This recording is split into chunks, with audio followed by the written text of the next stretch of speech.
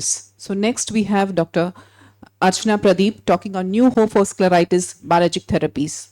Dr. Archana is a consultant phacosurgeon and UVA services head at Nottingham University Hospital, UK.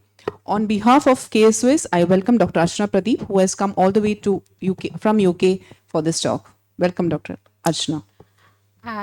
Thank you so much for a kind introduction. I'm quite honored to be here, and I hope you enjoy my talk. So Dr. Anabi asked me to give a talk on the role of biologics in scleritis. So as my colleagues come closer, okay. So as my colleagues just mentioned throughout their talks, scleritis is a sight-threatening inflammation of the sclera characterized by severe pain and redness of the eye, and it can be a potentially blinding condition, and about 50% of the cases of scleritis are associated with life-threatening systemic associations. I'm not going to go through these, as you've already heard. So just want to dwell a little bit into the immunopathology of scleritis. It's quite complex and not quite well understood yet, but the proposed hypotheses are pointing towards cytokine signaling that brings in pro-inflammatory cytokines to the sclera and cause tissue destruction. Cell-mediated immunity has also been proposed to bring on scleritis, along with immune deposition, complex depositions and complement activation, basically causing tissue destruction and necrosis. Again, the MMP-TIMP dysregulation has also been proposed, and also the role of adhesion molecules have been thought as well. The reason why it is important to know about the immunopathology is to develop targeted treatments for aiming these molecules to control scleritis. So, how to treat scleritis? You've listened to the previous talks, but there are no specific treatment guidelines for scleritis because there aren't any robust randomized controlled trials, unfortunately. And most of the time, it's based on clinical assessment and the scleritis phenotype. And it's always like other uveitis cases, it's a stepwise treatment, and especially we need to eliminate infectious causes before heading towards the non-infectious route. So just a quick whiz through about how to treat the non-infectious scleritis. As I mentioned, it's a stepwise treatment. And if it's an anterior non-necrotizing variety, you start with a topical treatment and then systemic NSAIDs, and you probably might need, in some cases, subconjunctival triamcinolone, especially non-necrotizing varieties, especially in patients who cannot tolerate systemic steroids or contraindicated for steroids. So when should we be escalating to immunomodulatory treatment in scleritis? Basically to reduce the steroid burden, needing higher doses to maintain remission. If the steroids are contraindicated or proven to be ineffective, and in severe or rapidly progressing disease, we should be escalating to the immunomodulatory treatment. And when to escalate to biologics? Sorry, can you please keep your voice down if you don't mind, because I'm getting a bit distracted. Sorry. So when to escalate to biologics? So in cases of refractory, non-infectious scleritis that has failed on steroids or the second-line immunotherapy agents like methotrexate or mycophenolate or azathioprine. And if there is an underlying systemic autoimmune condition, we might have to straight away escalate to biologics to prevent any further systemic complications. And obviously when the traditional immunosuppressant agents fail, as I just mentioned. And what are actually biologics? Biologics are nothing but a class of medications made from living organisms like proteins, cells, or nucleic acids, and usually is composed of sugars, proteins, or a complex combination of these substances. They're quite large molecules and quite complex, and they can't be easily characterized either. And the manufacturing process is quite tedious, and it involves complex biotechnological methods. So I'm sure you would have heard about monoclonal antibodies. They are classes of biologics, and also the fusion proteins and recombinant proteins can be classified as biologics as well, like humanized insulin. And how do they act? Obviously by an anti-inflammatory effect, by inhibition of the signaling pathways, blocking specific cytokines that play a key role in inflammation, and activating the immune system so that they stimulate the immune system to recognize and attack abnormal cells like cancer cells, which is utilized in immunotherapy in cancer, and substitution of missing proteins as a substitute when the body lacks certain proteins or enzymes like insulin.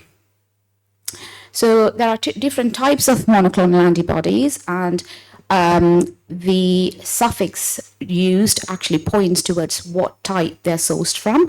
So it can range from murine to fully humanized, and also the immunogenicity kind of decreases towards the more humanized types. So if it's a CMAB, like infliximab, it's a chimeric, so that's about 65% human. And fully humanized, like adalimumab, is again 100% humanized, and it's low immunogenic. So what are the biologics used in scleritis usually? TNF-alpha inhibitors, CD20 agents, anti-CD20 agents like rituximab, IL-6 inhibitors like tocilizumab, and the newer kids on the block, the JAK inhibitors, and also the CTL4 receptor blocker, which is abatacept. When I was preparing this talk, I was actually doing a bit of literature search to see whether we have any meta-analysis or systematic analysis, and then tease out the evidence for using these agents and see which one is the best one.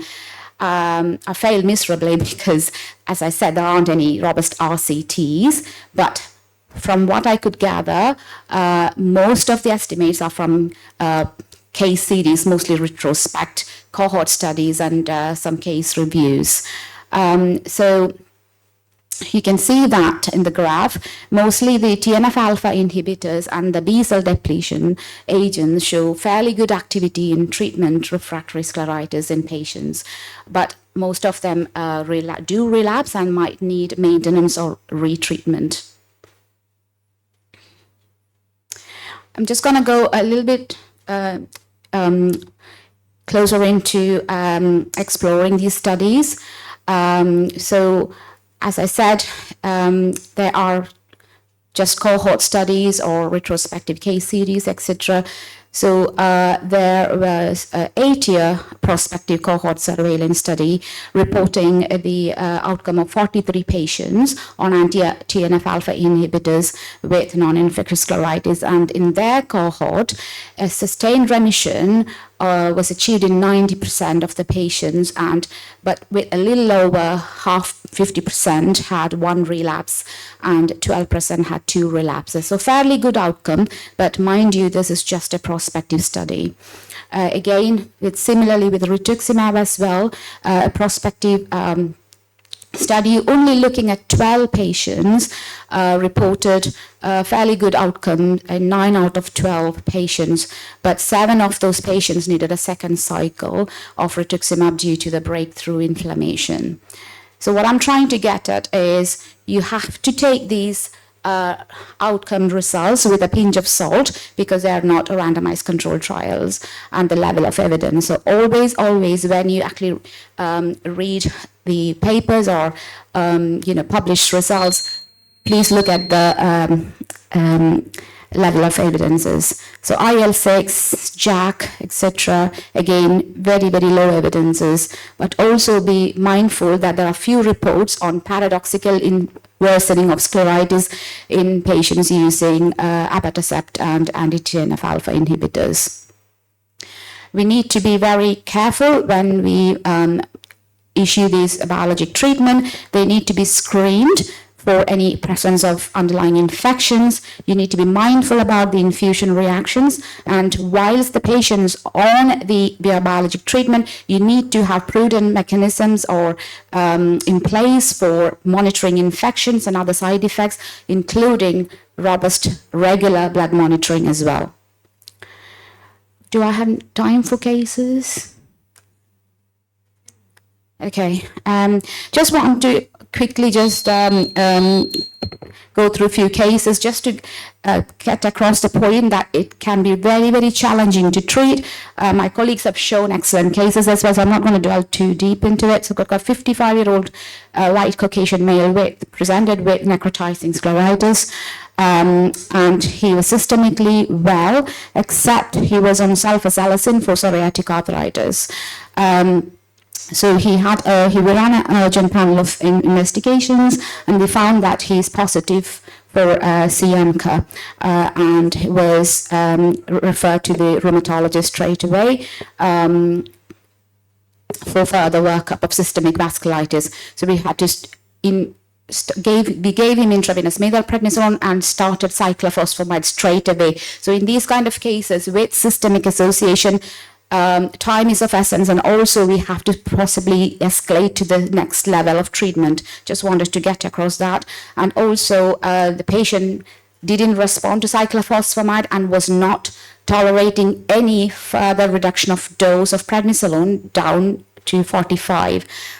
He then developed some neurological issues, and we did an urgent MRI and showed a multifocal intracranial durance enhancement presumed to be inflammatory, similar to those seen in the GPA.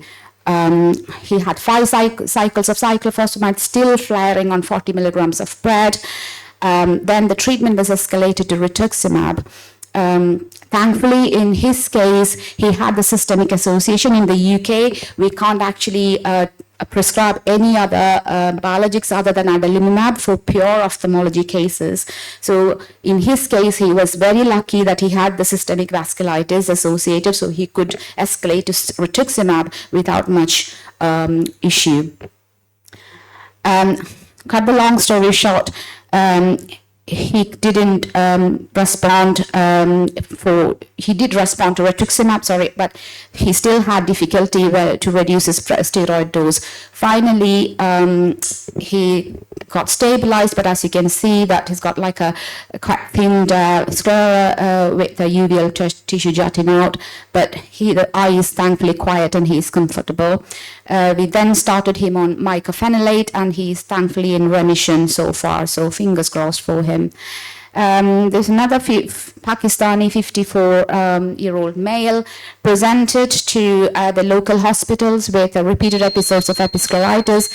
Just wanted to show that he didn't respond to NSAIDs or systemic steroids, and as you can see, he was developing some weird stromal corneal lesions, and he had quantiferon done, which was positive, and we started him on ATT, and within 2 weeks into ATT, look at his response. We have to, especially in the UK, consider infectious causes as well, and not to miss it. It's very, very important. This again, a 70-year-old gentleman, he presents with this weird whitish nodular kind of lesions in the sclera with some necrotic area and some weird subretinal exudative changes, which we investigated. Was not quite liking the look of the retinal subretinal exudates, although the B scan didn't show any signs of choroidal mets or any other suspicious lesions. We then went on to do the CT and MRI head, biopsied it, and it showed as a necrobiotic xanthogranuloma. So necrobiotic xanthogranuloma can be associated with hematological cancers. Therefore, then we referred him to hematologists and the rheumatologist for further workup, and he had a whole body PET scan, which showed nothing along those lines. And we've started him on methotrexate, and tapering is oral prednisolone. So you can get this as a mixed picture, and especially in elderly people, please be considerate that this could be a masquerade. So future directions, obviously we need more ongoing clinical trials, robust RCTs, newer biologics and biosimilars are being explored, especially with the newer genomic profiling and the proteomics and pharmacogenomics coming along.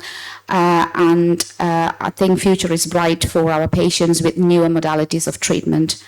So in conclusions, biologics are effective steroid-sparing agents and best used in refractive or systemic autoimmune-related cases. Safety monitoring is essential, and the evidence support the use of TNF inhibitors and rituximab much more strongly to treat these patients. Thank you. Thank you, Archana. That was a very difficult topic.